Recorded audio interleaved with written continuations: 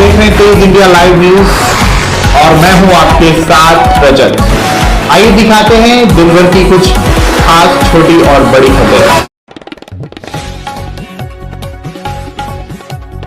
बता दें खबर जनपद बिजनौर से, जहां ऋषि मुनियों की धरती बिजनौर में एक बार फिर प्राचीन तपोस्थली को लेकर विवाद खड़ा हो गया है। बता दें प्राचीन काल से गांव गड़ी बगीची के जंगल में स्थित कड़व ऋषि आश्रम को लेकर तमाम संत बिजनौर पहुंचे और संत समाज के लोगों ने आधा दर्जन से अधिक लोगों पर गंभीर आरोप लगाते हुए धरना प्रदर्शन किया। वहीं जूना अखाड़े की नागा साध्वी का कहना है कि उन्होंने बरसों इस आश्रम में रहकर मेहनत की है, उनका कमाया सारा धन लूट लिया गया है। हालांकि इस मामले में पुलिस ने आधा दर्जन से अधिक लोगों के खिलाफ गंभीर धाराओं में केस दर्ज किया है। दरअसल आपको बता दें बिजनौर जनपद के गांव गड़ी बगीची के जंगल में गंगा और मालनी नदी के संगम स्थल पर स्थित महर्षि कड़व ऋषि आश्रम तमाम इतिहास अपने अंदर समेटे हुए है। इतिहासकारों के अनुसार ऋषि आश्रम में महाराजा भरत को शकुंतला ने जन्म दिया था और महाराज भरत का बचपन इसी आश्रम में बीता था। महाराज भरत ने इसी आश्रम में शेर के दांत गिने थे। राजा दुष्यंत और शकुंतला के पुत्र महाराज भरत के नाम से ही हमारे देश का नाम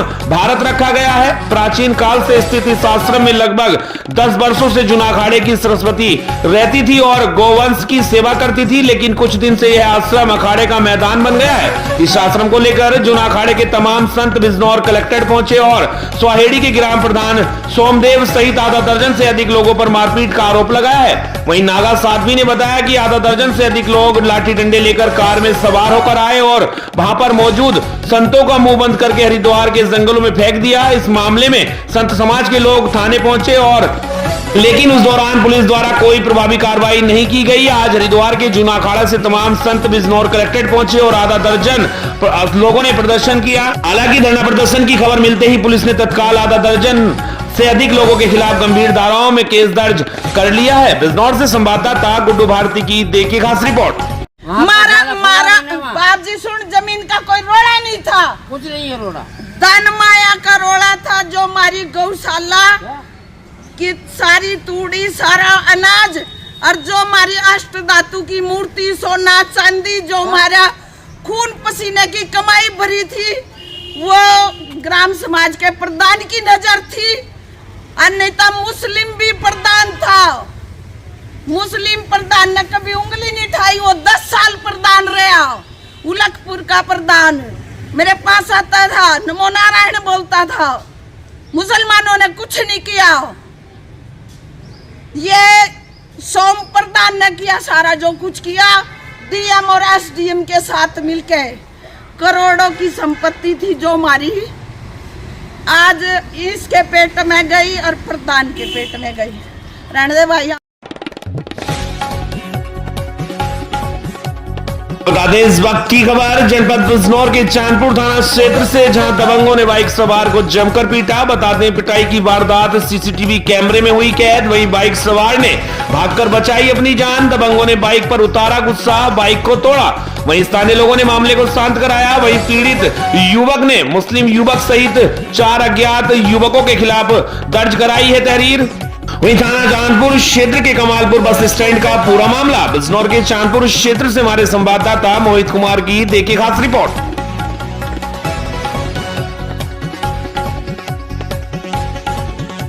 खबर जनपद बिजनौर के धामपुर क्षेत्र से, जहां ऑटो में सवार महिला से अज्ञात युवक सोने का बूंदा छीनकर हुआ फरार। परिवार के साथ शादी समारोह में शामिल होने जा रही थी महिला। बता दें बाइक सवार अज्ञात युवक ने वारदात को दिया अंजाम। वहीं आरोपियों ने परिवार के साथ जा रही 2 युवतियों से भी की छेड़छाड़ और मारपीट। वहीं बता दें शौरा क्षेत्र से नेटोर क्षेत्र में जा रहा था परिवार। पीड़ित परिवार ने थाना धामपुर पर दी तहरीर। वहीं थाना धामपुर क्षेत्र के ग्राम सेडी का मामला।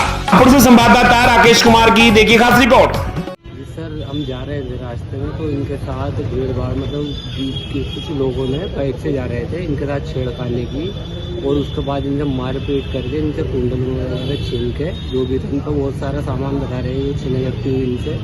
इन्हें लेडीज को भी मारा है और जो लड़का था इनके साथ में उससे भी आगे बेल्ट से तो मतलब और 2-4 लड़कों ने इस वारदात को लिया। बता दें खबर उत्तर प्रदेश के जनपद शाहजहांपुर से, जहां गृह मंत्रालय भारत सरकार द्वारा दिए गए निर्देश अनुसार दिनांक 19 नवंबर 2024 से 25 नवंबर तक कौमी एकता सप्ताह के रूप में मनाया जाएगा। कौमी एकता सप्ताह के तहत 19 नवंबर को राष्ट्रीय एकता दिवस मनाया जा रहा है, जिसमें धर्मनिरपेक्ष, सांप्रदायिकता विरोधी और अहिंसा संबंधित नियमों को महत्व देने के लिए जनपद शाहजहांपुर पुलिस लाइन में क्षेत्राधिकारी नगर शाहजहांपुर निष्ठा उपाध्याय ने सभी लाइन के कर्मचारियों को राष्ट्रीय एकता की शपथ दिलाई। शाहजहांपुर से संवाददाता विशाल श्रीवास्तव की देखिए खास रिपोर्ट।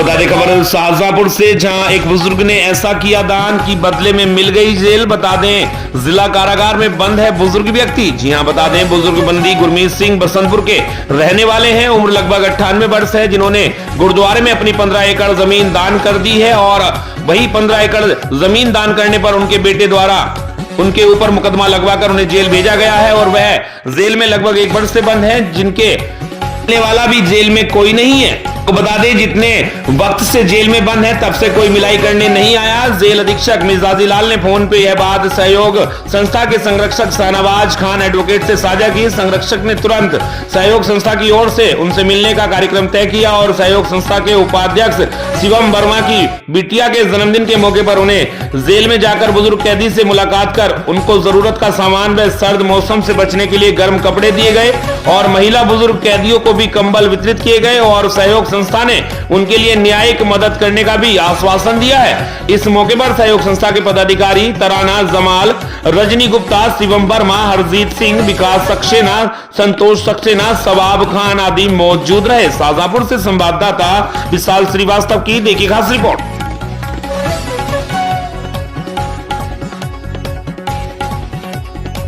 खबर उत्तर प्रदेश के जनपद प्रतापगढ़ के कोहडोर थाना क्षेत्र से, जहां कोहडोर थाना क्षेत्र के मदाफरपुर गांव से 22 वर्षीय युवती को गोली मारकर गंभीर रूप से घायल करने की सूचना पुलिस को प्राप्त हुई है। बता दें सूचना पर घटनास्थल पर पहुंची पुलिस ने आसपास के क्षेत्र का बारीकी से निरीक्षण किया है। वहीं घटनास्थल के पास ही थोड़ी दूरी पर एक युवक उदयराज वर्मा पुत्र श्री राम शर्मा का भी शव मिला है। वहीं पुलिस की छानबीन में पता चला कि मृतक युवक सिटी खालसा थाना दिलीपपुर प्रतापगढ़ का निवासी है। मृतक के शव के पास में पुलिस ने 315 बोर का तमंचा, मोबाइल फोन बरामद किया है। वहीं प्रथम दृष्टया मामला युवती को गोली मारकर मृतक उदयराज वर्मा द्वारा आत्महत्या करने का लग रहा है। वहीं प्रत्यक्षदर्शियों द्वारा गोली की आवाज सुनने में भागने की पुष्टि की गई है। बता दें ताजा जानकारी के अनुसार दोनों लंबे समय से एक दूसरे के प्रेम प्रसंग के संपर्क में थे। परिजनों के तहरीर के बाद साक्ष्य एवं संकलन के आधार पर होगी अग्रिम कार्रवाई। इस मामले में क्या कहना है प्रतापगढ़ के पुलिस अधीक्षक डॉक्टर अनिल कुमार का, देखते हैं हमारी इस खास रिपोर्ट में। संवाददाता रत्नेश कुमार शुक्ला के साथ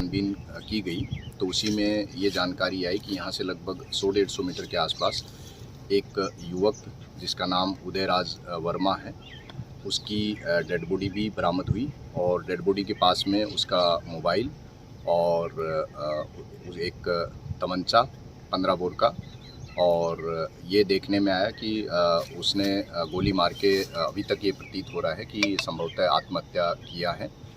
कुछ प्रत्यक्षदर्शियों ने बताया है कि यहाँ पे गोली की आवाज़ सुनने के बाद उसको भागते हुए देखा गया और उसके बाद उधर भी कुछ ही क्षणों में गोली की आवाज़ आई है। जो आरोपी संभवतः जो आरोपी लग रहा है वो मृतका के ननिहाल का बताया जा रहा है और अभी तक की जानकारी के अनुसार दोनों में लंबे समय से दोनों आपस में संपर्क में थे। घटना के जो शेष पहलू हैं उनकी विस्तृत छानबीन की जा रही है और परिजनों की जो तहरीर प्राप्त होगी और जो साक्ष्य संकलन में जो चीज़ें सामने आएंगी उसके आधार पर आगे कार्रवाई की जाएगी।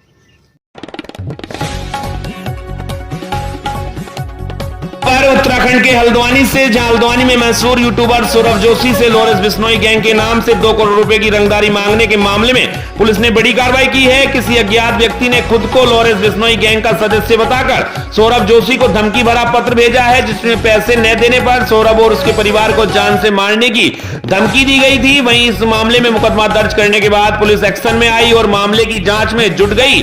वहीं एसएसपी नैनीताल प्रहलाद मीणा ने बताया कि सौरभ जोशी से रंगदारी मांगने वाले आरोपी अरुण कुमार को पुलिस ने गिरफ्तार किया है, जो कि उत्तर प्रदेश के बदायूं का रहने वाला है, जो पहले पंजाब के मोहाली में एक होटल में काम करता था, लेकिन नौकरी से निकाले जाने के बाद उसने शॉर्ट कट से पैसे कमाने के लिए सौरभ जोशी के घर की रेकी की और उसके बाद उससे 2 करोड़ की रंगदारी मांगने का प्लान बनाया, जिसे सीसीटीवी फुटेज चेक करने के बाद पुलिस ने गिरफ्तार कर लिया है और जांच की जा रही है कि इसका किसी गैंग से कोई कनेक्शन तो नहीं है। हालांकि ये जांच के बाद ही स्पष्ट होगा। नैनीताल से हमारे संवाददाता नंदन राम आर्या की देखिए खास रिपोर्ट। उत्तराखंड के फेमस यूट्यूबर सौरभ जोशी को एक धमकी आई जिसमें उससे कुछ पैसे की मांग की गई और पैसा नहीं देने पर उसको और उसके परिवार को खतरा पहुंचाने की भी धमकी दी गई थी। क्योंकि इस मामले में जो धमकी दी गई उसमें लॉरेंस विश्नोई गैंग का नाम आ रहा था, तो इस मामले की संवेदनशीलता को देखते हुए पुलिस ने तत्काल एफआईआर रजिस्टर की और एफआईआर रजिस्टर करने के बाद में जो धमकी भरा पत्र आया था उसको उस एरिया के आसपास के सीसीटीवी देखे हमने, कुछ इलेक्ट्रॉनिक सर्वेलांस किया और कुछ मुखबिरी के आधार पर एक अभियुक्त जो है वो पुलिस के सस्पेक्ट के दायरे में आया और जब पुलिस ने उसको गिरफ्तार किया तो उससे पूछताछ पे निकल के आई बात कि उसके द्वारा ही यूट्यूबर सौरभ जोशी से पैसा निकलवाने के उद्देश्य से उस तरीके का धमकी भरा पत्र उसको भेजा।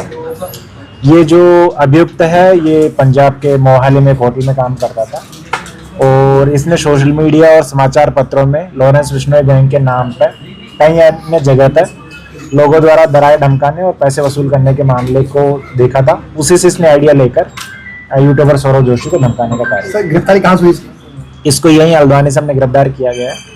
इसके द्वारा पूर्व में या हल्द्वानी में आकर सौरभ जोशी करके रेकी की गई और इसके साथ इसने देखा कि किस तरीके से उसको धमकाया जा सकता है, तो इसी उद्देश्य से हल्द्वानी आया था और जब पैसे लेने के इरादे से हल्द्वानी आया तो पुलिस ने इसको गिरफ्तार किया। बता दें खबर झारखंड से, जहां जैसे जैसे मतगणना की गिनती का समय नजदीक आ रहा है वहीं प्रत्याशियों के दिल की धड़कनें तेज होती जा रही हैं। बता दें झारखंड विधानसभा चुनाव की तपिश अब ठंडी पड़ चुकी है। कल अंतिम चरण के लिए वोट डाले जाएंगे, उसके बाद सभी की निगाहें 23 नवंबर को होने वाले मतगणना की ओर रहेंगी। इधर जमशेदपुर में जैसे जैसे पारा गिर रहा है वहीं प्रत्याशियों के दिलों की धड़कनें बढ़ रही हैं। सभी प्रत्याशियों की निगाहें अब स्ट्रांग रूम में बंद ईवीएम पर है, चाहे जमशेदपुर पश्चिम के प्रत्याशी पन्ना गुप्ता हो या सरयू राय, सभी की धड़कनें तेज हैं। वहीं जमशेदपुर पूर्वी से निर्दलीय प्रत्याशी के रूप में चुनावी मैदान में कूदे भाजपा के बागी शिवशंकर सिंह भी स्ट्रांग रूम में जमे नजर आ रहे हैं। हालांकि सभी अपनी जीत को लेकर आश्वस्त नजर आ रहे हैं, बावजूद इसके कि हर प्रत्याशी स्ट्रांग रूम की पहरेदारी करते नजर आ रहा है। आप भी देखिए जमशेदपुर के कोऑपरेटिव कॉलेज का नजारा और क्या कहते हैं हमारी इस खास रिपोर्ट में।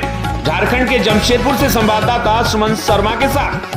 खासकर पूर्वी क्षेत्र में लगे हुए सभी वरीय पदाधिकारी, चुनाव आयोग के पदाधिकारी या अन्य सभी लोगों को मैं और मेरी पूरी जो सहयोगी साथी जो इस अभियान चुनाव अभियान में हमारे सहयोगी बने उनकी ओर से बहुत बहुत साधुवाद धन्यवाद कि आपने शांतिपूर्ण ढंग से एक निर्दलीय प्रत्याशी के सहयोग में आपने रहा।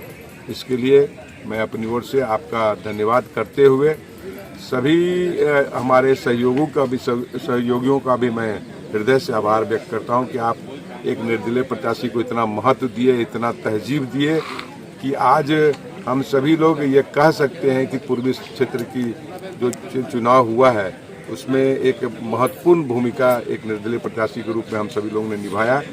और बाकी तो ये कहेंगे कि आज बहुत फुर्सत का क्षण है। हम सभी लोग अपने टेंट में, सभी प्रत्याशी अपने अपने टेंट में अपने सहयोगियों के साथ में बैठे हुए हैं। कुछ अच्छे बुरे अनुभव का हम लोग आदान प्रदान भी कर रहे हैं, कुछ सुख दुख की बातें भी कर रहे हैं। आने वाले समय में रणनीति कैसी होगी उस पर भी चर्चा कर रहे हैं। और अन्य प्रत्याशी भी आज भेंट हुए, हमारे बहुत ही सम्मानित आदरणीय सरयू राय जी मुलाकात हुए, उनके साथ भी बैठे। हमारे बहुत सहयोगी पन्ना गुप्ता जी जो पूर्व के स्वास्थ्य मंत्री रहे, वो उनसे भी मुलाकात हुई, उनसे भी मिले, उनके कैंप में भी गए। मतलब सभी लोगों से आज मुलाकात हुई, अच्छा अनुभव आदान प्रदान भी हुआ।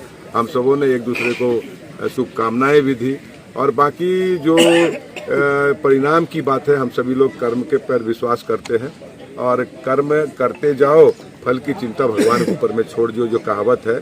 हम सभी लोग, सभी प्रत्याशी का कहना यही था कि हम सभी लोगों ने अच्छा प्रयास किया, ईमानदारी पूर्वक प्रयास किया, मतदाताओं के बीच पहुंचने का प्रयास किया, उनको अच्छी जो अपने बातें हैं उनको बताने का प्रयास किया। बात